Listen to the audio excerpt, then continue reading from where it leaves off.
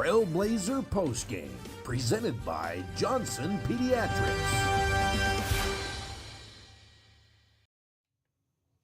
And hi there, everybody. Welcome back to the Johnson Pediatric post-game show. Trailblazers make a valiant effort in the last part of the second half, and they trailed by as many as 33, ended up losing by 14, 80 to 66. Rod Zundel, Caden Formaster here. And tale of two halves, Caden. In that first half, Trailblazers just turned the ball over too many times, and they were 10% from the three-point line in the first half. They ended up 40% for the game. So that last 10 minutes of the second half kind of showed what they really can do.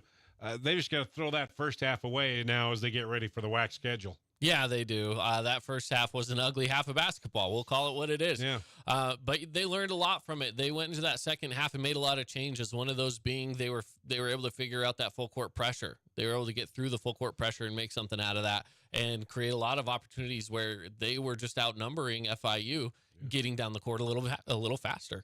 First half, Trailblazers only made 7 of 26 shots, only 1 of 10 from the free throw line. Turnovers, though, that was the big story. They had 11 turnovers. That matched their season high per game in one half. And then points off those turnovers, Florida International had 14 points off those 11 turnovers. But in the second half, those numbers turned, Caden, and to explain a little bit more about that, they hit twice as many shots in that second half as they did in the first half, 14 of 28. They were 6 of 15 from beyond the arc, where they're in the second half, where they were 1 for 10 from three-point land in the first half. Turnovers, they cut it down by 3, only 8 turnovers, and points off turnovers, only 5 in the second half for Florida International, while Trailblazers forced the issue on the defensive end, and they had 15 points off turnovers in that second half. So basically, they did the second half what Florida International did to the Trailblazers in the first half. Just a complete opposite. Yeah, it was a flip-flop for sure. And in some ways, you don't want to play basketball that way, but in others, you're going to be grateful that you at least did it through one half as opposed to keeping going what you did in the first half.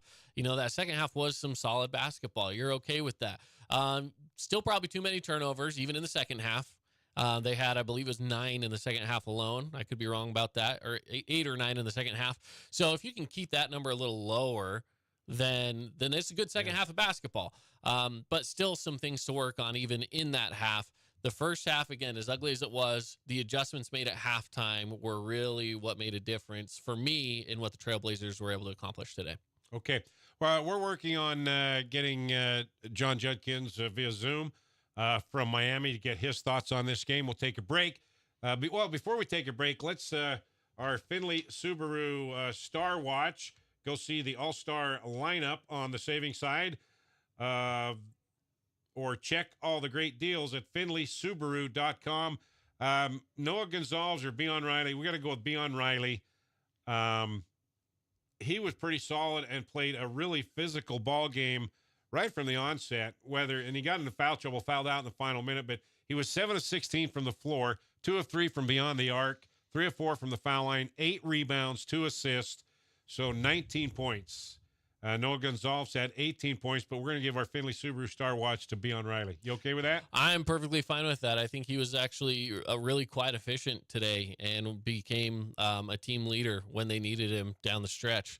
And, yeah, he did foul out with, just seconds left on the clock, but put in 33 minutes. You can't ask for more from him.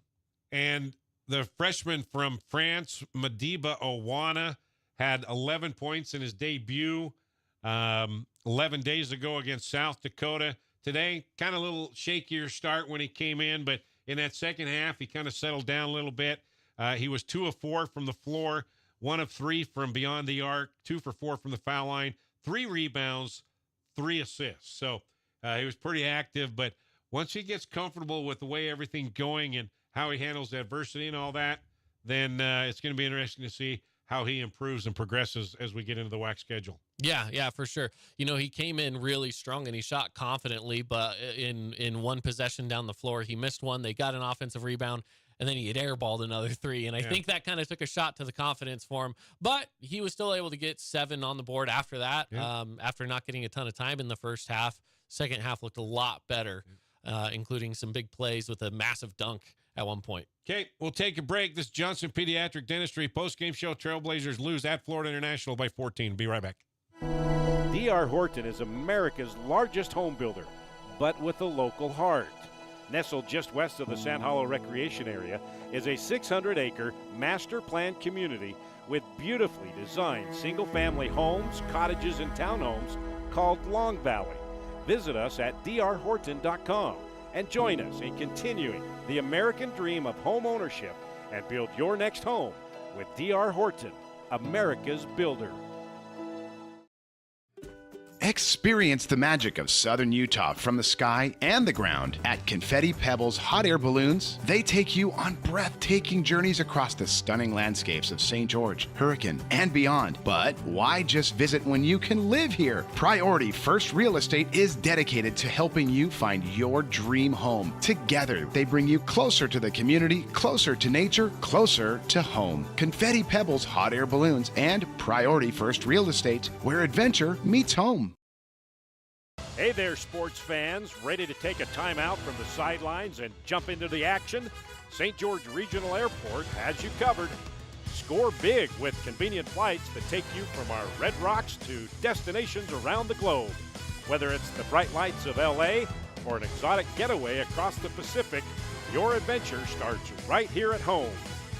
When you're planning that epic getaway, St. George Regional Airport is your home field advantage.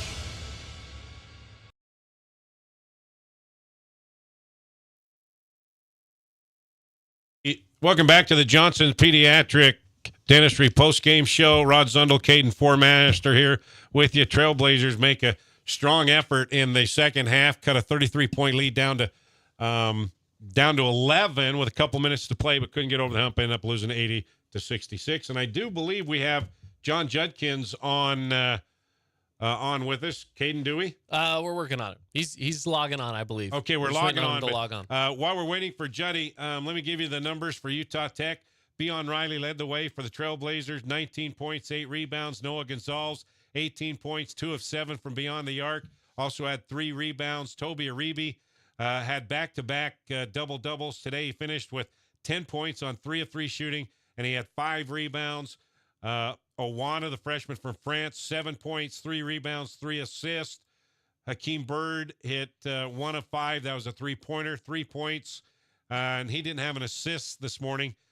Hunter Skank 0 for 3. Ture came in and in 15 minutes had 5 points, all from the free throw line. Tennessee Rainwater did not play in 7 minutes. And also Britton Barrett had 2 points, made his only shot. And Stone Hutchings 1 for 4, 2 points and a rebound. Do we have Good Juddy? stats. Still waiting on him. I'm still waiting. I haven't seen him log in yet. All right. Still waiting for John Judkins. While we wait for him, Trailblazers shot 39% from the floor, 21 of 54, 55% shooting Florida International. Trailblazers ended up 7 for 25 from beyond the arc, 7 for 16 for the Panthers. Trailblazers 17 of 24, 71% from the foul line, 59%, 13 for 22 Florida International. Turnovers, Trailblazers had 19, FIU had 18. Trailblazers were out-rebounded by only 2, 34-32. Second chance points, only 1 second chance points for Utah Tech. Bench points, 16 for Utah Tech, 27 for Florida International. Points in the paint dominated by the Panthers, 40-24. All right, we're waiting for head coach John Judkins. Still waiting to make the connections from Miami. We'll take a break. Be back with the head coach after this. Welcome to St. George Academy, home of the Dragon Slayers, where academic excellence meets individualized learning right here in Southern Utah. At St. George Academy, we believe in challenging our students with rigorous curriculum, preparing them for a demanding college experience and beyond. And it's all tuition-free. Our unique Pathway University program offers accelerated courses, allowing students to earn college credits in high school. Experience the St. George Academy difference. Schedule your tour today and join us on your educational journey. Yesco is a proud partner of Trailblazer Sports Vision and Utah Tech Athletics. Yesco specializes in manufacture of custom electric signs and displays. From the smallest to the largest, Yesco can design, manufacture, install, and maintain an identification package that is tailored to your specific needs. Yesco has been serving Utah businesses for well over 100 years with quality signage and exceptional service. To see how Yesco can serve you, go to yesco.com. Craving something sweet but healthy? Come to Berries and Cream, the original spot for fresh berries in our delicious sweet cream. Locally owned and operated right here in St. George. We offer a cold, refreshing treat that's perfect for the southern Utah climate. Fresh fruit has never tasted so good. Berries and Cream, the original taste of St. George. And welcome back to the Johnson Pediatric Dentistry post-game show. Rod Zundel, Caden Formaster here. Trailblazers lose by 14 at Florida International. Now joining us from Miami is Trailblazer head basketball coach John Judkins. All right, Coach, just give us your thoughts. A tale of two halves in this one. I know that first half was not what any of us expected from your guys. No, can you hear me? I can hear you. Okay, good. We had some trouble trying to get this. Good. No, again, I don't know what happened that first half. It just seemed like we came out a little tight, came out a little nervous. We knew we would, we told you they'd press the whole game, which they do. We knew that, but it seemed like our guys were so worried about breaking the press, they forgot about attacking and being aggressive and running an offense. They got us completely out of our offense. We were, feel like it was 5 out, just drive the ball, then they collapse and steal it. I mean, we just didn't do a lot of things that first half like we were supposed to. We didn't guard. They shot 56% from the 2, 56% from the 3. And we had that stretch, Rod, that 8-minute mark. They beat us from 8 minutes to 4 minutes. They won by 10. And then the other one, it was like 26. We lost by 26 points from the 8-minute mark to the 4-minute mark. Those 2 4-minute battles just killed us, And when you get down by 30 points at half, I loved how we came out. We fought, and our second half we played the way we know how to play. We beat them by 14 the second half and got back in the game. I thought if we could have got maybe another 4 or 5 minutes left in that game, I think we would have won that game. The momentum was switching. We started to play the way we know how to play. We weren't being timid. We weren't being scared. But again, when you get that far, I love how these guys try to come back, but it's really, really hard to do. And Coach, it's kind of an anomaly because the couple things that you've done so well this year, protect the basketball, only 11 turnovers per game. You had 11 turnovers in the first half. And I know they pressurized you quite a bit, full court press, but a lot of those were unforced turnovers, right? Oh, totally. We had some that we dribbled off our foot when no one's guarding us. We had some that we threw straight out of bounds. Toby had one, the team had one. Where I don't know if they thought the guy was going to pop out, but he just threw it out of bounds. There's nobody there at all.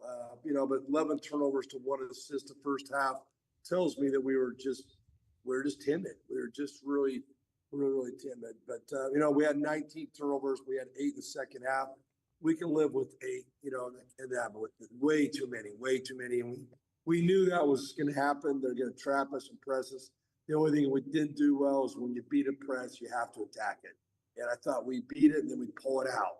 And then we made them guard us again and get after it. We need to do a better job of attacking. And that's what we did the second half. Yeah. We attacked and got fouls and got some wide open threes and did some things. We got banged up. I mean, JB was out, TC was out, Stone was out. We had guys get hurt, and these guys, I give this team a lot of credit. They played really hard. They press a lot, but they're long, they're athletic. They're not very smart, but they play extremely hard. And you see things open, but you can't get it there because of their length or their pressure. And that's something we got to work on. Yeah, we were wondering about Justin Beaker, why we didn't see him in the second half, and now he got banged up. Yeah. Okay. Him and TC both got hurt, and Stone got hurt on that rebound on the foul line. So our numbers were down a little bit. Hunter came in and gave us some good minutes. I thought UU hasn't played for a while, and he came in and gave us some good tough minutes. had a couple dumb turnovers, but again, I thought he got to the basket, made some things happen. That part was good as well. All right, Coach, you got, a week and a half before you open up the WAC schedule a week from Thursday in Burns Arena against Texas Arlington. So now how do you take from what you've done in the preseason? The wins and losses aren't as much as you would like, but the way you have played, you've got to be pretty pleased and pretty excited to see what's going to happen now as you get into WAC play. Yeah, I mean, that's the big thing. That's what I told him in there. No more preseason. Now it's time for us to go play conference. So, teams are going to see this film. They're gonna press us. They're gonna get on us and pressure us, and that's something we'll get back. We'll watch it and show them.